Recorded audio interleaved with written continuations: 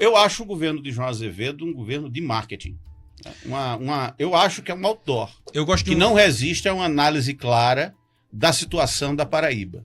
Sem negar que em alguns pontos ele tem indicadores de evolução, mas a que custo, a que preço, né? Eu gosto muito de uma expressão. Você é a favor? Você é oposição? Eu sou oposição. Mas é oposição soft, light? Rapaz, eu sou soft light a vida toda. Não queira, eu sou muito... Você nunca vai fazer uma oposição raivosa? Não, a semana passada, se você for ver, eu fiz duras críticas à questão da questão dos impostos aqui na Paraíba.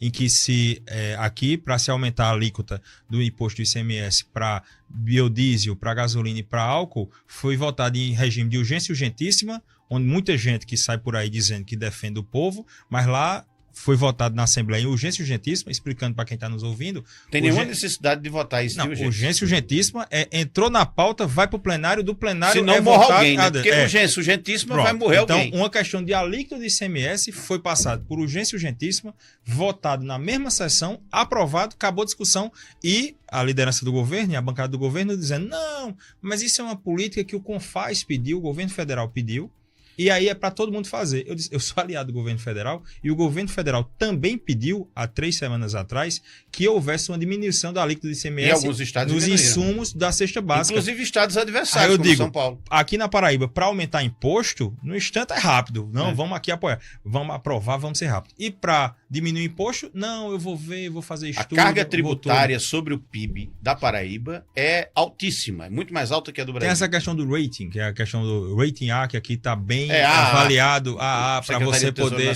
ter. Isso é muito bom. É muito bom que você tenha um empréstimo. Mas o custo disso... Vou lhe dizer outro exemplo. Há 15 dias atrás... O custo disso é que, por exemplo, o serviço de saúde não funciona no Estado. E de forma da carga tributária em cima dos cidadãos. Porque você chega... Empreender na Paraíba é muito caro. Muito difícil. Sei disso, dentro de casa. As tentativas a questão tributária no Brasil como um todo. Na Paraíba, pior ainda. Porque a gente vê muita gente querendo... E aí, como a gente trabalha... Ainda bem que tem um grande número de fiscais no fisco que aceitam suborno, né? Porque senão a carga tributária seria proibitiva para o empreendedorismo. Não vou concordar com você, que ainda bem que existe isso. O senhor não pode concordar com isso. Eu não vou concordar com isso. Mas em relação a outra votação que teve na Assembleia, em urgência e urgentíssima também, votada, a gente aprovou, quando eu digo a gente, a Casa das Pessoas, a Assembleia Legislativa, 2 empréstimos num dia de 250 milhões de reais para a CAGEPA, Secretaria, para fazer a questão de recursos hídricos da Paraíba e 30 milhões para a questão de moradia. Eu não fui contra, votei a favor, mesmo tendo que fazer um discurso longo, dizendo, minha gente, não tem como a gente ser contra investimento no nosso estado. Porque é uma questão do PAC. Você sabia que era voto vencido por minoria, mas mesmo assim você vota. Eu não quero botar minha digital dizendo que eu vou ser contra 250 milhões para resolver a questão de água de vários cidadãos e cidadãs da Paraíba. Mas eu acho que como legislativo, a gente tem que aprovar. Tanto é que eu votei a favor. Por isso que eu digo que não é ser soft, mas eu fui duro. Mas a questão é, não adianta eu dizer, sou contra. Não sou, eu não vou para fazer zoada, para fazer como se aquilo fosse um circo, dizer que sou contra só por dizer que sou, cada um que faça da sua forma. Eu não, eu sou a favor do empréstimo. Agora, que esse empréstimo tivesse claro, dizendo, são 250 milhões de reais, Esperança é a maior cidade do estado da Paraíba que por vezes fica sem água nas torneiras em toda a cidade. Isso é uma vergonha, então, né, que a gente chegasse e dissesse, estou aprovando 250 milhões, mas vamos deixar certo aqui um prazo de 2 anos, ou desses 250 milhões, 50 milhões de reais é para essa questão de Esperança, 30 milhões de reais é para a questão de Cuité. Esperança não tem segurança hídrica, né? Não, o ex-governador Ricardo Coutinho foi à cidade de Esperança. Lá tem água dia sim, dia não? Não, agora que a gente não está em época de seca, tem água.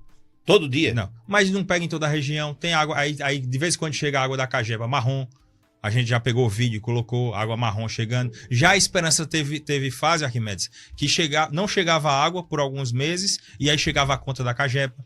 Então, essas coisas que a gente tem que dizer, meu Deus. Interessante, para os senhores e as senhoras que não sabem, a Companhia de Águas e Esgotos da Paraíba é a maior empresa do estado da Paraíba. Justamente. De faturamento. E eu conheço pessoas que trabalham na Cagepa que porque são tem um monopólio do serviço. Todo mundo usa água. E não tem como comprar de outra pessoa. O consumidor não tem outra empresa todo vendendo mundo, água. Não é como um supermercado que vende aqui e outro supermercado vende ali. É a maior empresa do estado, tem o monopólio do serviço e presta um serviço de péssima qualidade. É um governo desse, eu fico pensando, por que o governo tem aprovação? Porque não tem crítica.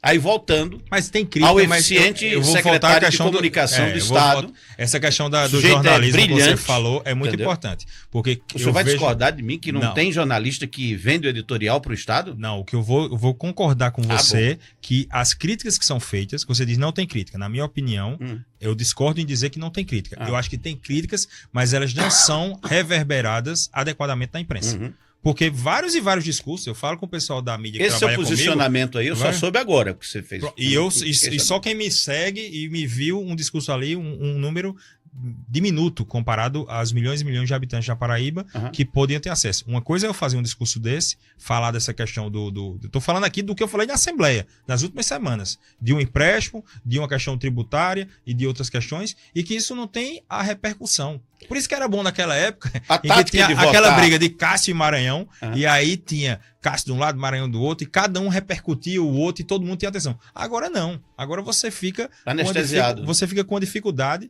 muitas vezes desestimulado. Você chega e fala, eu falo, mas parece que tá tudo bem. Não repercute. Não repercute. Mas é minha obrigação fazer. Eu estou sendo pago religiosamente em dia como servidor público para poder desempenhar o papel, e mesmo que não tenha a repercussão que eu queira, cabe a mim ficar tentando, ficar batendo na tecla. Você não sabia isso há pouco tempo atrás. Agora mas tá sabendo. Falha minha não saber. Não, mas não tem como todo mundo, não tem como você exigir que o cidadão que está trabalhando lá, não sei quantas horas por dia... Mas a imprensa que cobra a Assembleia aí sim. Não dá repercussão ao que a oposição fala. Dá não.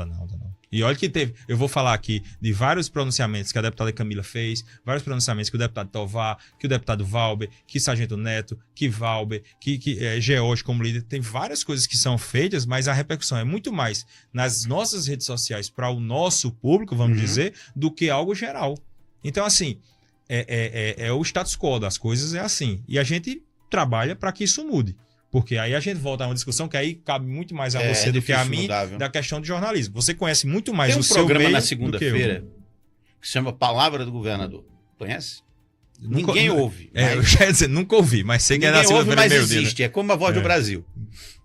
E é um programa que tem um efeito muito interessante, anestesiante na mídia, né? Porque o governo compra 1 hora da programação das emissoras durante a semana. Aí você fica pensando, e em troca disso? Né? Esse valor que o governo paga, para algumas emissoras, representa 2/3 do faturamento. Então tá explicado. Então, se você tem um cliente que paga a tua folha de pagamento, o que você faz com esse cliente? Você trata ele a pão de ló. Né? É uma estratégia perfeita, né? Não é ilegal, mas, assim, e quem não foi João que inventou isso.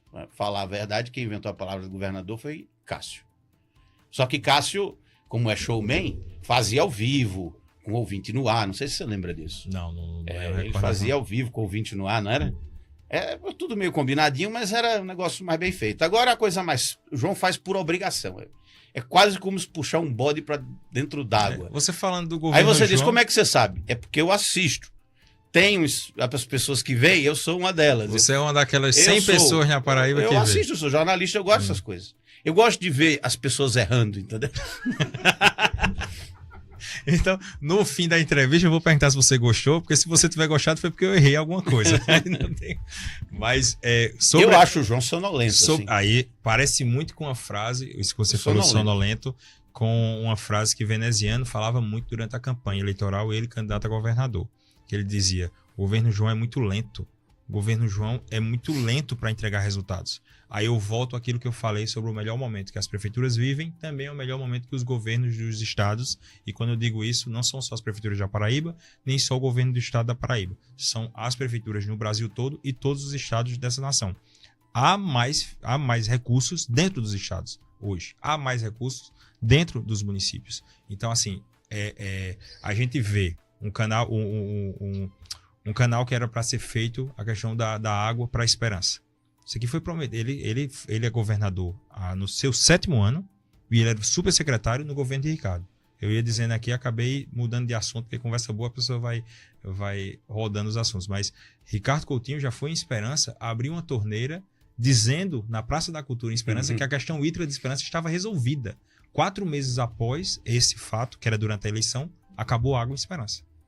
Então, assim, o governo atual já colocou canos lá em Esperança para se fazer uma adutora de emergência para Saulo Maia, na época que estava com pouca chuva, e a gente perguntava, que a gente sabe a capacidade de Saulo Maia, que é pequena, e serve areia ali, e disse, isso está sendo falado ao cidadão e à cidadã de Areia, que eles só vão ter água 2 dias para a Esperança ter 2 dias?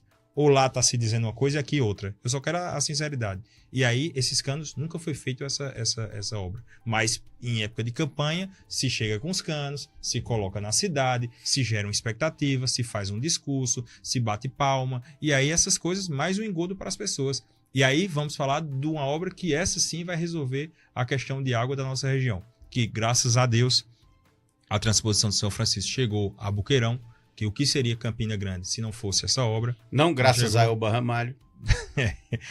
Chegou aqui em Campina Grande. Então, Campina Grande está do lado de Esperança, bem pertinho. Então, para a gente trazer essa água... Mas não chega lá, né? Não, mas aí foi... Que é outra adutora. Mas foi feita a promessa dessa adutora antes da eleição. Foi, a adutora do Brejo. Eu lembro na pandemia... Quando começou esse negócio de videoconferência, a gente tinha sessões de assembleia em videoconferência e teve uma audiência pública em relação a isso, em que eu dizia, qual é o prazo? Quando é que isso vai ser feito? Que era a mesma coisa que eu estava falando há uma semana atrás sobre essa questão do empréstimo. Qual o prazo dessa questão do canal para levar água, da adutora para levar água para a Esperança? Qual o prazo para essa água chegar em Arara? Qual o prazo para essa água chegar em Bananeiras? Porque fica-se assim, essa lentidão... mas está licitando. 3 anos para licitar um negócio? 4 anos? Então, assim, é um governo muito que, lento. É um governo que diz, eu tenho um cheque especial. Mas água fica para depois. Aí diz, não, eu tenho dinheiro em caixa, mas o resultado água, que é bom não entrega. Água para as pessoas. E eu não posso representar. Olha, insegurança hídrica era aceitável na década de 50 do século passado. Com a tecnologia que existe hoje, não é aceitável que haja insegurança hídrica na nossa região. Existe tecnologia para resolver o problema, existem recursos disponíveis. Se isso não é feito, é porque interessa a indústria da seca, é porque interessa manter as coisas, o status quo das coisas como estão, e também falta de planejamento para obras estruturantes de longo prazo, que é uma coisa difícil de fazer. E enxugando gelo. Na época que eu fui prefeito, que foi na época de uma grande crise hídrica, fora a crise financeira que teve no país. Você pegou a quadra ruim, né? Não, mas sempre agradecendo a Deus. Realmente foi um momento muito difícil, mas... Mas você sabe que é nesses momentos difíceis que se forjam os líderes políticos. A gente chegou, teve época em Esperança, em que a cidade toda estava sem fornecimento de água. Colapso total. E aí, o exército, na época em que a gente... Porque mais você morava lá. Sim, nessa época. Como é que faz quando a pessoa está quando a cidade carro pipa. Então você comprava água. A prefeitura compra, o exército mandava. Mas para sua casa você comprava água? Você compra. Tem várias pessoas que vivem disso e são de ir em areia e muitas vezes em Saulo Maia e vai ou em algum reservatório você pega e você vende nas casas. E se não fosse esse comércio, eu não estou criticando esses empreendedores, que é o cara que tem lá um trabalhador que tem seu caminhãozinho, que pega o caminhão. Aí era um muitas vezes essa pessoa tem um caminhão que carrega, vamos dizer, pedra. E aí quando chega numa época de seca dessa, diz, rapaz, vai vender muito mais água. Então vou tirar aqui a caçamba, vou botar aqui um pipa, vou trocar e vou ficar vendendo água. E aí fica o dia todinho indo em areia, pega água e vender. A moda de Luther King, você tem um sonho. Tem. O seu sonho é esperança... Mas isso eu acho assim... Esperança com água. É uma frustração... Esperança verde. É uma frustração aí de décadas de nossa cidade esse abandono. Esse abandono que não... Você tem fé de... Eu tenho esperança, você disse que não ia perguntar... Como homem público... Você disse que não ia perguntar se eu tinha esperança mais. Isso é fé, não é esperança. Fé é outra virtude teologal. Tenho fé e esperança. Eu creio que a cada ano que passa... mais vai ficando claro. Você pretende de alguma maneira contribuir para isso? Mais ficando claro isso que você falou, que é inadmissível Esperança não ter água, outras cidades eu acho que a gente já se acostumou com a ideia. Justamente. Não, mas sempre foi, deixa assim. É assim mesmo. Ninguém resolve. Tem tecnologia para resolver, por que não resolve? E não dá como entender... mas tem outras prioridades, não tem. E não dá para entender, aí eu tenho que fazer uma crítica à minha própria cidade. Não dá para entender como é que tanto o Ricardo Coutinho como o João venceram as eleições dentro de Esperança. Pois é, com conversinha aí, neutralizando a mídia. Justamente. Mas é a questão de você ir numa campanha e botar um cano, você ligar uma torneira. Então, mas passa uma eleição, você vê que foi enganado, na outra que você muda o posicionamento, mas infelizmente é muito disso. O bom é que as redes sociais estão furando essa corrente de ferro da mídia, tá? Eu vi uma pesquisa recente mostrando que quando a pessoa vai se informar sobre política, o WhatsApp é a mídia mais procurada para se informar sobre política. É tanto que os grupos de WhatsApp fervem, né? Você deve participar de vários de política. Você vê como tem discussão, a discussão local, entendeu?